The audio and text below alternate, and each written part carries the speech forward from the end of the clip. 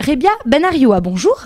Bonjour. Vous êtes conseiller général PS des Bouches-du-Rhône et aussi conseiller municipal du 15-16. Un bruit court à votre sujet à Marseille. Vous hésitez à vous présenter aux législatives dans la circonscription d'Henri Gibrayel, actuel député PS, qui lui aussi se représente et a été désigné par Paris.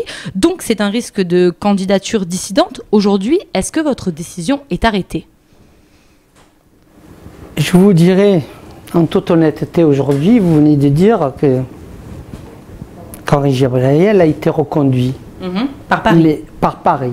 Il faut savoir que la 7e circonscription a été redécoupée. Depuis 30 ans, je suis premier secrétaire du Parti Socialiste dans le 15e arrondissement. Ayant échangé avec mes camarades, mes amis, ayant construit autour de moi tous ces 32 ans et demi, et j'estime aujourd'hui que la décision de Paris est une décision arbitraire pour moi. Nous n'avons pas pris encore une décision définitive. Nous continuons dans les jours qui viennent on continue à consulter et nous prendrons une décision d'ici au plus tard le 20 février. Alors c'est un petit peu la même histoire que Lisette Nardoucy. On a envie de se demander, est-ce que vous faites partie d'un club tous les deux, le club des dissidents? Non, je crois que nous avons la même expérience avec Lisette Nardoucy. Nous avons des statuts au Parti Socialiste. On les a toujours respectés.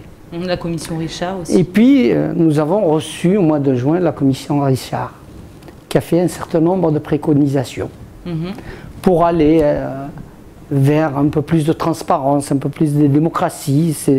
À leurs yeux, ce n'était pas suffisant, parce qu'il y avait une fronde de quelques responsables politiques locaux qui ne se retrouvaient plus dans la majorité. Ils ne sont pas très nombreux. Et donc, ils ont fait en sorte que cette commission vienne. La décision a été prise par le national de geler les désignations. Alors pour vous, c'est un complot, cette histoire de désignation? Tout à fait, c'est ce que nous refusons aujourd'hui. D'accord, donc Paris est nommé directement. Qu'ils aient pris la décision de nommer directement, puisqu'ils vont à l'encontre des statuts, ils vont à l'encontre de rapport Alain Richard. Mais qui a fait pression? Parce que c'est difficile de faire pression au niveau national. Mais vous savez, quand ça se passe comme ça, vous savez, on a quelques grands responsables politiques qui étaient dans notre majorité. Oui, et qui ne le sont plus aujourd'hui. Ils ne sont pas nombreux, ils sont 4 ou 5, on les connaît. Donc on peut imaginer que ceux qui ont fait pression, c'est eux qui profitent justement de ces désignations. On a interrogé Lisette Nardoucy, donc il y aurait M. Menucci. Mais ce qu'on peut vous dire à vous, c'est que si vous vous présentez, est-ce que c'est pas parce que vous êtes aussi proche de Guérini? On vous a vu aux vœux, Marie-Arlette Carlotti, elle, a boycotté ses vœux. Donc c'est parce que surtout, voilà, vous êtes encore proche de Guérini, on sait qu'il y a des affaires en ce moment et que... Plus, je vous le dis, Jean-Noël Guérini est mon ami. Et je respecte toujours, et il le restera. Je respecte la présomption d'innocence. C'est par ambition personnelle que vous hésitez à vous présenter ou est-ce que c'est un service commandé? Je ne suis pas un service commandé, je vous assure, j'ai 59 ans à la fin du mois, le 30 janvier exactement. J'ai fait mes preuves. Est-ce que Paris n'aurait pas désigné ses candidats pour ne pas risquer que soient désignés des proches de Guérini? On sait que ce sont bientôt les élections présidentielles. Je pense que les élections présidentielles et les primaires avant, c'est vrai, gênent beaucoup le national. Mais vous savez, comment vous dire ça, on veut en finir avec Guérini au niveau national pour vous? Si aujourd'hui les locaux ont fait en sorte qu'à travers les médias, à travers les affaires, on souhaitait faire en sorte que Guérini, Jean-Noël, se retire en tout cas, se mette en congé du parti, c'est ce qu'il a fait.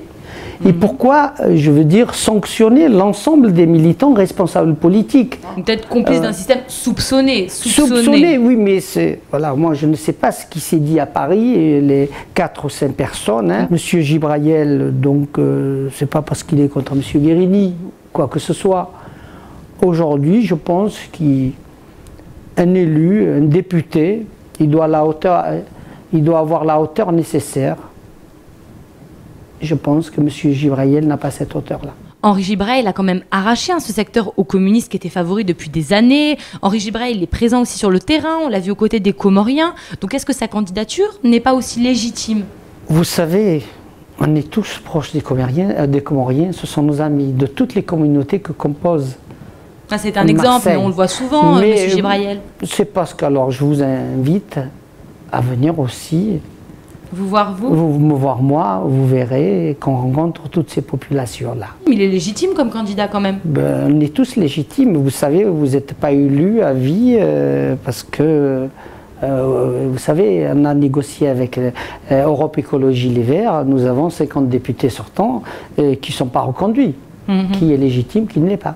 On l'a compris, c'est par ambition, mais est-ce que ça nuit pas à l'intérêt général, justement aux fonctions du député? Parce qu'en fait, d'extérieur et de loin, ce qu'on va se dire, c'est voilà, les politiques, tous les mêmes, tous à se battre pour avoir, en gros, excusez-moi, 5 000 et quelques euros par mois. C'est pas nuire à l'intérêt général? C'est pas montrer encore une fois que le PS est divisé? C'est pas moi qui suis allé à Paris. Hein.